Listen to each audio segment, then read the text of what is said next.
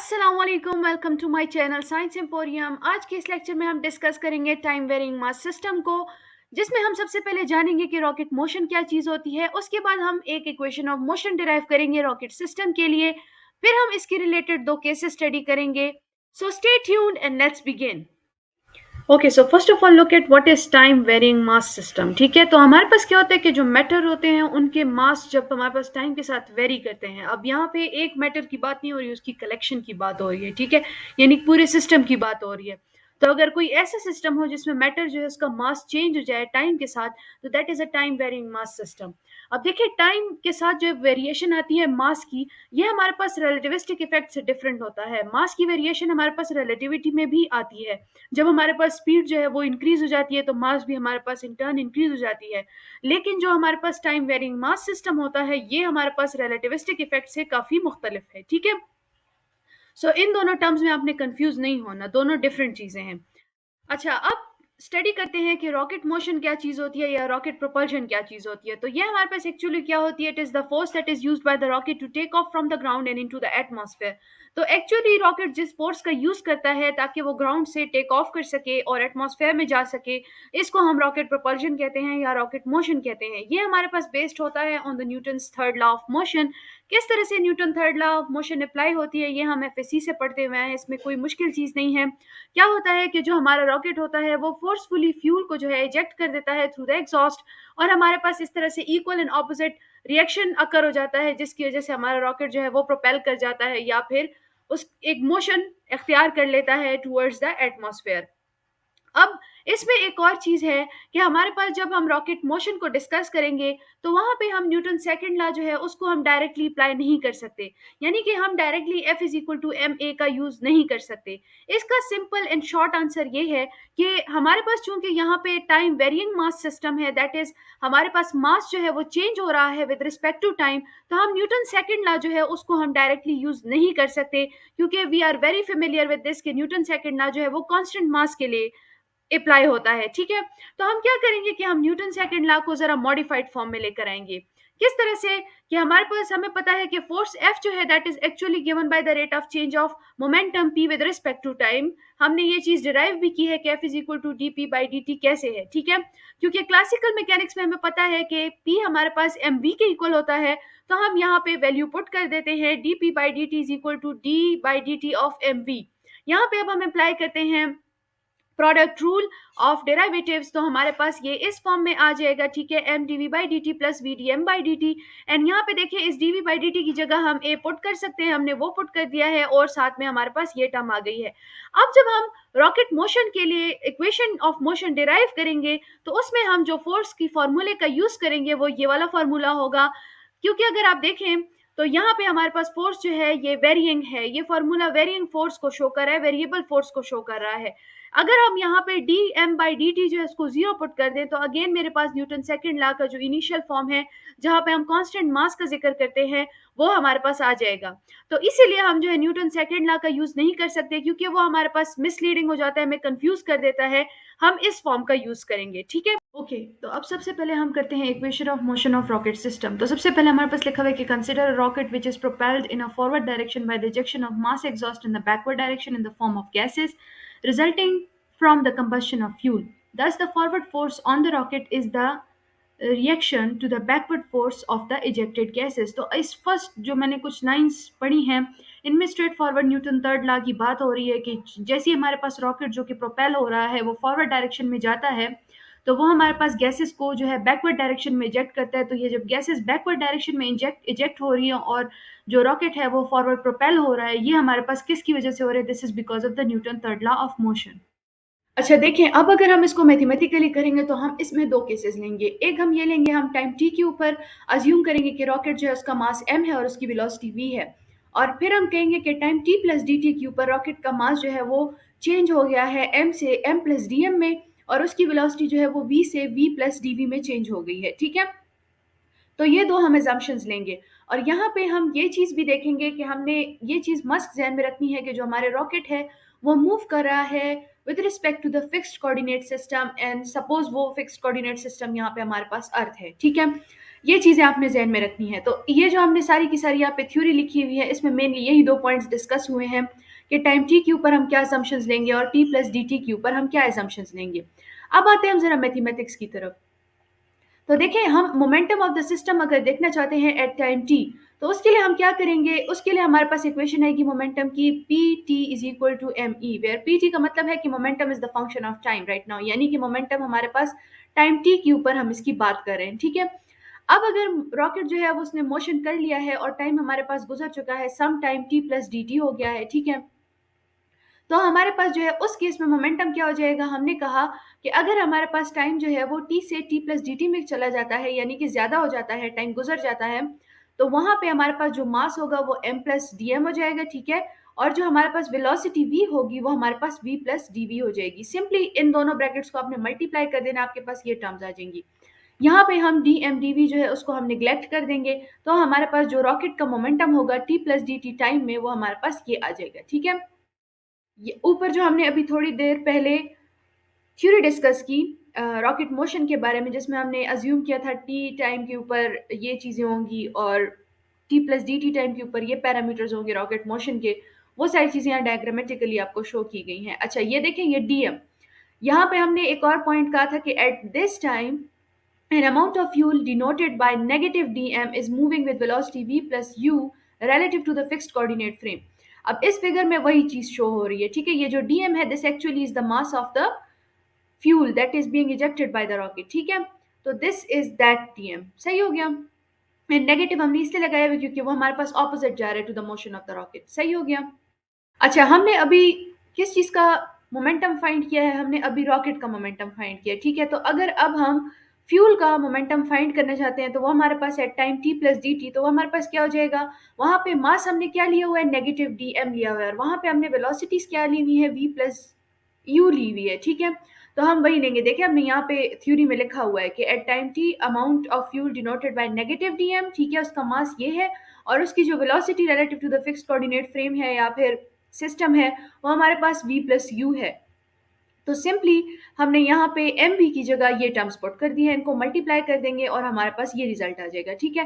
Hence जो हमारे पास टोटल मोमेंटम होगा at time T plus D T, ये देखेंगे अब हमारे पास टोटल मोमेंटम है which would be the sum of momentum of rocket and momentum of fuel, ठीक है। तो इनको हम ऐड कर देंगे, कुछ टर्म्स हमारे पास कैंसल आउट हो जाएंगी और हमारे पास ये रिजल्ट आ जाएगा, ठीक है। अच्छा, तो अब हम फाइंड करना चाहते हैं change of momentum which is denoted by DP. तो उसके लिए हम क्या करेंगे कि अभी जो हमने टोटल मोमेंटम फाइंड किया है, जो कि हमारे पास रॉकेट का मोमेंटम प्लस द फ्यूल का मोमेंटम था, उसकी वैल्यू यहाँ पे प्लेस करेंगे, और वो मोमेंटम जो कि हमारे पास टाइम टी के ऊपर था, यानी कि दिस मोमेंटम, तो इन दोनों को हम सब्ट्रैक्ट कर देंगे, तो हमारे पास क्या रिजल्ट आ जाएगा, M D V minus U D M, ठीक है। अब हमारे पास है rate of change of momentum. तो अब rate of change of momentum हम कैसे डिटरमाइन करते हैं, बाय टेकिंग टाइम डेरिवेटिव, ठीक है। तो अब यहाँ पे हम D P by D T ले लेंगे, बोथ साइड्स के ऊपर हम टाइम डेरिवेटिव ले लेंगे, तो हमारे पास ये रिजल्ट आ जाएगा, ठीक हो गया। अच्छा, फिर हमारे पास क्या है कि rate of change of momentum is the external force applied. ये तो हमने मतलब बचपन से एक तरह से पढ़ा हुआ है, लाइक हमने प्रीवियस बहुत सारी लेक्चर्स में इस चीज़ को पढ़ा हुआ है कि हमारे पास जो ये D P by D T होता है, this actually is equal to F which is a form of Newton second law, ठीक है। तो हमारे पास यहाँ से वो चीज़ प्रूफ हमने कर दी है जो कि हमने स्टार्ट में डिस्कस की थी कि फोर्स हमारे पास यहाँ पे हम क्या लेंगे, M D V by D T minus U D M by D T, यानी कि हम न्यूटन सेकेंड लॉ जो है वो एम ए की फॉर्म में नहीं लेंगे, बल्कि हम इस फॉर्म में लेंगे, ठीक है, फॉर द रॉकेट मोशन। अब इसमें हम दो केसेस डिस्कस करते हैं, तो वन बाय वन हम उन केसेस की तरफ आते हैं एंड इस लेक्चर को फिनिश करते हैं। तो सबसे पहला केस हमारे पास ये है कि जब हमारे पास रॉकेट जो है वो डीप स्पेस में हो, और जब रॉकेट डीप स्पेस में होता है तो हम कहते हैं कि हमारे पास जो एक्सटर्नल फोर्स उस रॉकेट के ऊपर एक्ट कर रहा है वो हमारे पास जीरो होता है। तो हम क्या करेंगे ऐसे केस में, हमारे पास जो ये इक्वेशन है ये क्या बन जाएगी, ये हमारे पास बन जाएगी M D V by D T minus U D M by D T, जो कि हमारे पास क्या बन जाएगी, इनमें से एक टर्म को दूसरी तरफ ले जाए तो हमारे पास बन जाएगा M D V by D T is equal to U D M by D T. अब यहाँ पे जो हमारे पास टर्म है M D V by D T, ठीक है, ये हमारे पास क्या है, दिस इज थ्रस्ट। थ्रस्ट क्या होता है, ये हमारे पास वो फोर्स होता है जो कि रॉकेट को फील होता है, वो फोर्स जो कि रॉकेट के ऊपर लगता है, ठीक है, जब रॉकेट मोशन करता है, ठीक है। सो दस जो थ्रस्ट होता है वो डिपेंड करता है on the exhaust velocity you, ठीक है। इस इक्वेशन से हमें ये पता चल रहा है कि जो हमारे पास ये थ्रस्ट है ठीक है। This is depending on the exhaust velocity u and the fuel mass flow rate. Fuel mass की फ्लो रेट के ऊपर डिपेंड करता है, क्योंकि यहाँ पर मास जो है उसका हमने डी बाई डी टी लिए हुए, तो इसलिए हम इसको मास फ्लो रेट बोलेंगे, ठीक है। तो हम यहाँ से कह देंगे कि हमारे पास जो एफ थ्रस्ट है that is equal to M D V by D T which is equal to U D M by D T. अब अगर हम इस इक्वेशन के लिए सोल्यूशन फाइंड करना चाहते हैं तो वो हम कैसे करेंगे? हम यहाँ से M D V by D T is equal to U D M by D T है, ठीक है। क्या कर देंगे, m को बोथ साइड्स पे डिवाइड कर देंगे और dt को बोथ साइड्स पे मल्टीप्लाई कर देंगे, dt कैंसिल हो जाएगा और m डिवीजन में आ जाएगा। अब यहाँ पे हमने dm जो होगा उसको हमने हमेशा नेगेटिव लेना है, ठीक है। हमने क्या कहा, this is the fuel mass flow rate. तो हमने स्टार्ट में लेक्चर में ये कहा था कि जो फ्यूल का मास होता है उसको हम नेगेटिव लेते हैं। नेगेटिव क्यों लेते हैं? Because that is actually in the opposite direction to the motion of the rocket. तो इसलिए हमने यहाँ पे नेगेटिव साइन प्लेस कर दिया है। बोथ साइड्स को इंटीग्रेट कर दें, लिमिट्स लगा दें, ठीक है, और इसको ज़रा सॉल्व कर दें तो आपके पास ये रिजल्ट आ जाएगा, ठीक है। ये सिंपल इंटीग्रेशन है तो इसको समझाने की रिक्वायरमेंट नहीं है, ठीक है। यहाँ से आप v को फाइंड आउट कर दें, आपके पास ये इक्वेशन आ जाएगी। अब ये जो हमारे पास इक्वेशन है, this is the solution for this equation, ठीक है। इस इक्वेशन का जो सोल्यूशन है that is this one equation. यहाँ पर जो हमारे पास m नॉट है ये हमारे पास ओरिजिनल मास है, m जो है that is the final mass, v not जो है this is the initial velocity, and velocities जो v एंड u है ये एक्चुअली एक दूसरे के क्या है, ऑपोजिट डायरेक्शंस में है। u जो है this is the velocity of the fuel and v is the velocity of the rocket, तो ये हमेशा ऑपोजिट डायरेक्शन में होंगी। सही हो गया। यहाँ पे हमें बहुत ही हाई वेलोसिटीज रिक्वायर्ड होती हैं in order for the rocket to move, ठीक है।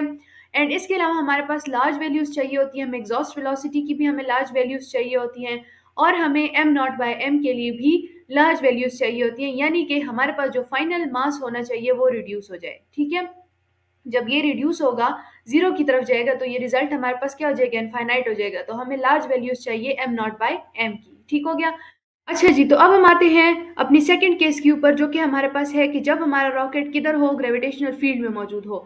तो हम कहते हैं कि suppose now the rocket is moving vertically under gravity. Vertically under gravity का क्या मतलब है कि हमारा रॉकेट जो है वो वर्टिकली अपवर्ड जा रहा है, वेयर हमें पता है कि जो हमारी ग्रेविटेशनल फोर्स होती है वो डाउनवर्ड होती है, ठीक है, डायरेक्टेड होती है। तो हमारे पास क्या हो गया, यहाँ पे जो ग्रेविटेशनल फोर्स है that actually is in the opposite direction to the rocket motion. तो हमारे पास जो ये रॉकेट की इक्वेशन हमने फाइंड आउट की थी, यहाँ पे हमारे फोर्स क्या हो जाएगी, that would become negative mg। अब आपने क्या कर लेना है कि आपने dt को बोथ साइड्स पे मल्टीप्लाई कर देना है और m जो है उसको बोथ साइड्स पे आपने डिवाइड कर देना है। आपके पास इक्वेशन ये आ जाएगी। dv के लिए इस इक्वेशन को आप रीअरेंज कर दें, आपके पास इक्वेशन इस फॉर्म में आ जाएगी। और dm हमने हमेशा नेगेटिव लेना है। क्यों लेना है? क्योंकि हमारे पास फ्यूल का मास है जो कि हम हमेशा से नेगेटिव ही लेंगे, हमने स्टार्ट में ये assumption ली है, तो हमने उसको नेगेटिव dm कर दिया है। ये हमारे पास अब फाइनल रिजल्ट आ गई है from this equation after taking the rocket motion under the gravitational field, ठीक है। अब क्या कर लेंगे, हम बोथ साइड्स को इंटीग्रेट कर देते हैं और लिमिट्स लगा देते हैं। हमारे पास क्या आ जाएगी, दिस इंटीग्रेशन इज सिंपल, सो मैं I am not explaining this, ठीक है, ये आप इजीली कर सकते हो। तो क्या हो जाएगा, आपने ग्रेविट इंटीग्रेशन जो है वो आपने अप्लाई कर दी है। इंटीग्रेशन अप्लाई करने के बाद और लिमिट्स लगाने के बाद आपके पास ये रिजल्ट आ जाएगा। अब यहाँ पर हम थोड़ी सी इस इक्वेशन को रीअरेंज कर देंगे v के लिए, तो हमारे पास ये फॉर्म आ जाएगी। m और m नॉट को आप शफल कर दें अप डाउन, ठीक है, m नॉट बाय m कर दें तो आपके पास ये जो नेगेटिव साइन है ये पॉजिटिव हो जाएगा, where m not is greater than m, ठीक है। ये आपके पास अब फाइनल रिजल्ट आ गया है। यहाँ पे आपने ये चीज आपको पता है कि आपका जो u और g है these are actually in opposite direction to v, ठीक है। कॉन्सेप्ट इसके पीछे यही है कि u जो है this is the velocity of the fuel, g is the gravity, ठीक है, एंड u एंड ग्रेविटी जो है वो रॉकेट की वेलोसिटी के क्या है, ऑपोजिट डायरेक्शंस में है, ठीक है।